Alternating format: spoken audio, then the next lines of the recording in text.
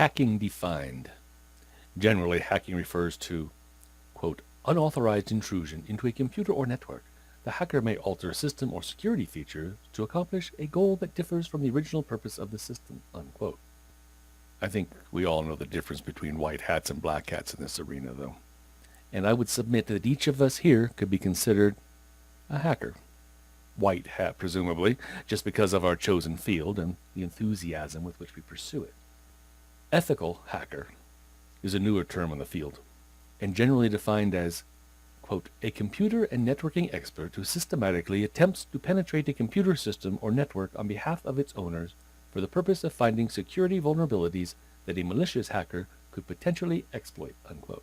And I'll tell you what, just like Sun Tzu comments in The Art of War, or just like in our modern war on terrorism, or a cop on the beat, or any other place there are good guys and bad guys.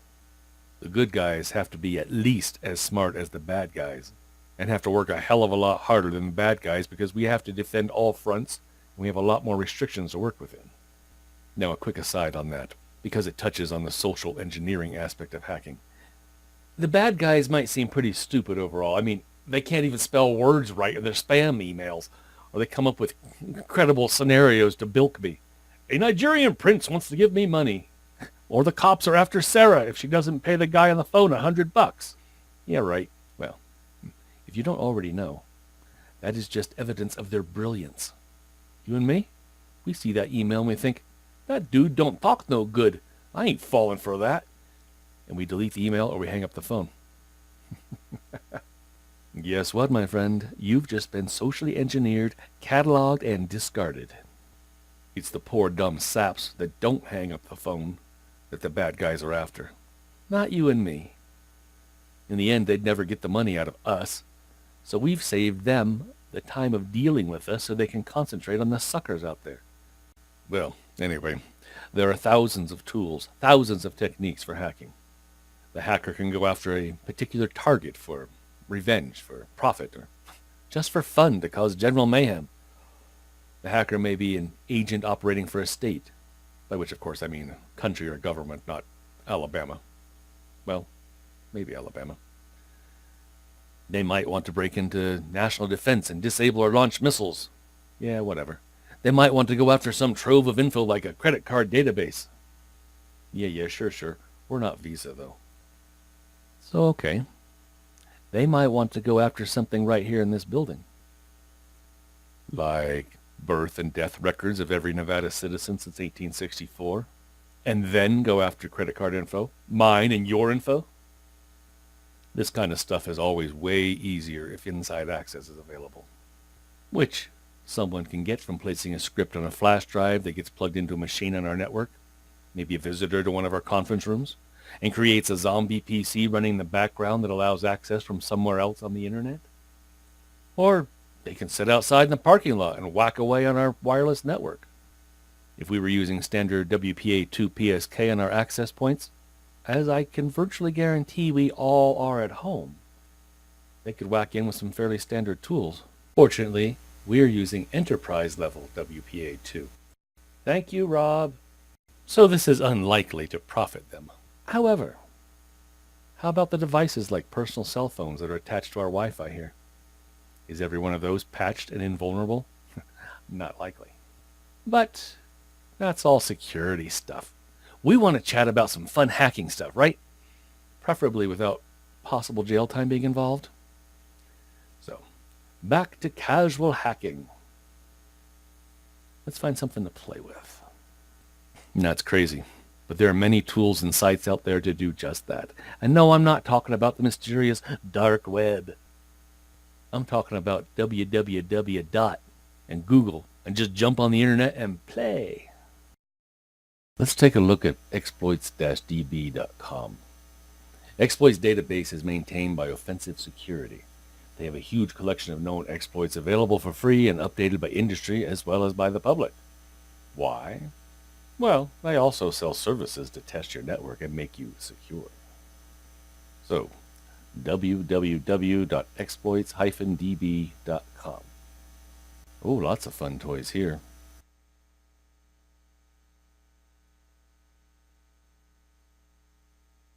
Oh hey, here's one for Honeywell. Anybody watch Mr. Robot?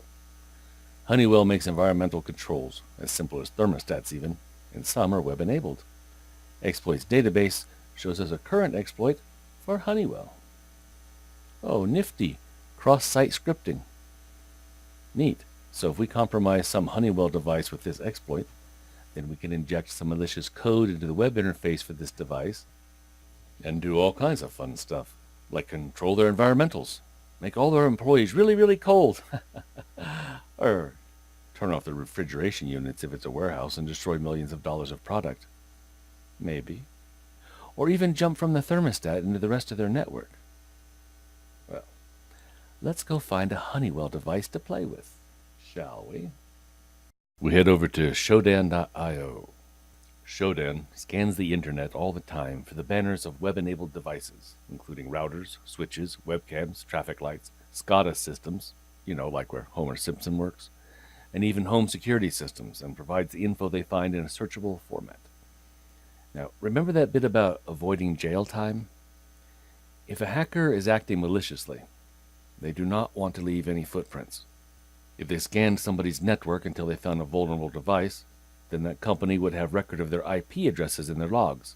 If they keep logs, then if the hacker acts maliciously, the company would have a place to start to track them down. So, we search Shodan for Honeywell.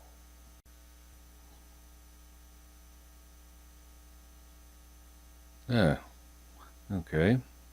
Oh, here's a few, huh? Let's see page 2. There you go. Well, we'll just click on an IP address. This one lets us right in, if we know the password. We can search default password databases for Honeywell, maybe find that. Let's try, 1, 2, 3, 4. Oops. No matter. Let's look at another one.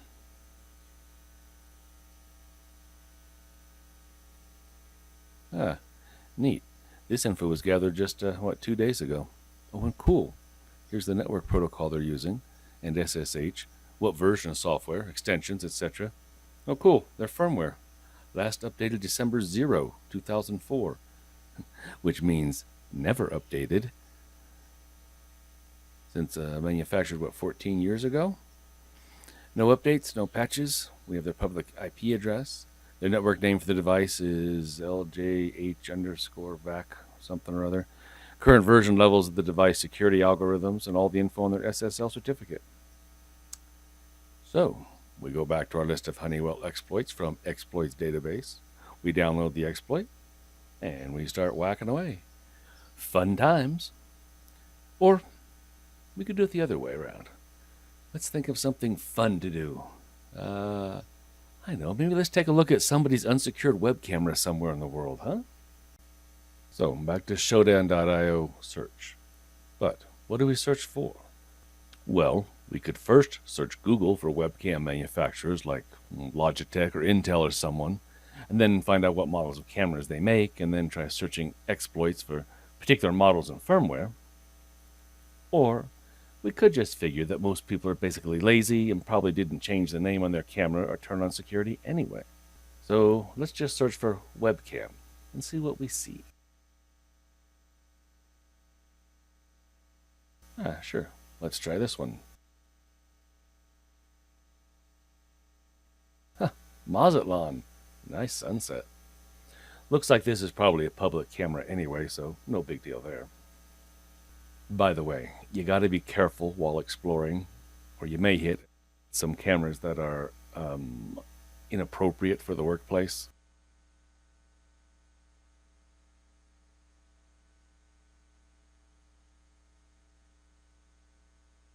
Or just plain scary. So, let's try another one. Someplace in Norway. Somebody's security camera. Nice evening in Norway. Now, if we create a free account as Shodan, like my friend Trixie has, we can use more defined search parameters. Country, city, geo-coordinates. So, if we pick some location in the world, maybe, I don't know, Collin Ranch in Reno, Nevada? Well, we would need longitude and latitude. Oh, but that's easy, isn't it? Back to Shodan, put in webcam :geo, enter the coordinates, and yeah, voila, a live cam at Collin Ranch. This one happens to be an outdoor camera. And we have only been searching for webcam specifically. There are many other types of cameras, especially ones that may be embedded in laptops in someone's home. Yeah, okay. Enough with the creepy factor. Though remember, there are many web-enabled devices, and as we said earlier, security systems among them. So we can search for security systems in specific neighborhoods, locations, and addresses, and we can then take that info and go back to exploits database and see if we can locate a hack for a security system on somebody's house that has not been patched recently. Oh, yeah, and we can monitor that house via their webcam to see when they're home and when they're not. Oops, got creepy again. Sorry. So, it's pretty easy to do some casual hacking with publicly available stuff. Yeah, but real hacking, like state government networks and stuff. Only super hackers like Elliot Alderson, right? Sorry, don't get comfortable. There are many, many, many sites dedicated to teaching hackers how to hack, plus places you can download hundreds of tools. Admittedly, though, it involves a lot of dedication, a lot of time, and gasp, even math. But still, you can do some pretty advanced stuff pretty easily by just using what's out there and building on it. Like hacking your neighbor's Wi-Fi. Note, see jail time. All your neighbor's Wi-Fi signals pass right through your house. Presumably, they have good security on, like WPA, just like you do. It's not too tricky to set up an evil twin access point in your house, though. Just get a cheap Wi-Fi router. I'm talking $4 at the thrift store. Turn it on. Do not attach it to your network. Give it the same SSID your neighbor uses. Crank up your output power. You can buy devices for that too, but again, see jail time subsection FCC violations. And eventually, your neighbor's PC or laptop or phone will think you are the access point it wants to connect to. It will send the password to their network, to your access point. It will be encrypted hash, though, so you can't just use it to get on their network. Or can you? For example, if their password is Big Fisherman 775, the hash you see could look something like $5, capital M, NFS, Q4IN, $ZMT, capital PPKN, // whatever. But you can set up a decrypting program to start working on the hash and crack it and get the password. If you get lucky, it could happen right away. Not likely. There are a lot of possible passwords, so more likely it could take 1,000 or 1,000,000 years or so to turn that gobbledygook hash into a password. But what if somebody somewhere had already decoded every possible hash into its plain text equivalent, and then made a big huge list or a table of the equivalent plain password for any given hash string? That is called a rainbow table. And there are many flavors based on what encryption algorithm is used, and they're all available for free download. Now, I'm making this sound like a 5-minute job. It's not. More like half an hour, maybe. So, you access your neighbor's Wi-Fi, or they access yours. So what? Use their bandwidth? Well, sure. But you can also monitor all their traffic with Wireshark or something. Capture all the passwords to all the websites they go to. Amazon, Netflix, PayPal, Wells Fargo. And all this stuff is just our cuddly, common normal internet. Now, the dark web is not a myth, but you don't need to prowl those dark alleys to hack stuff. So, if you want to play around some more, or you just want to see what other kind of fun stuff is possible for educational purposes, this is a great site to look at.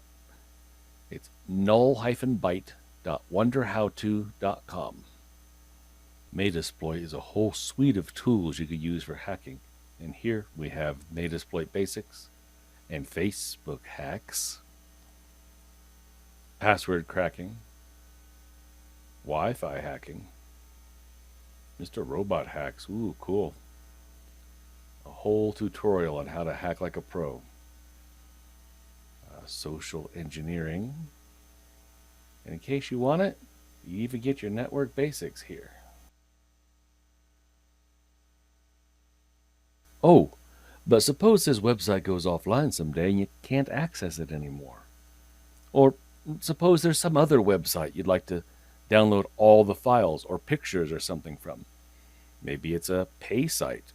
You only have access to one file because they name it some obscure name. There's a hack tool for that, HT-Track. You point it at a website, you tell it how many levels you want, and set it loose.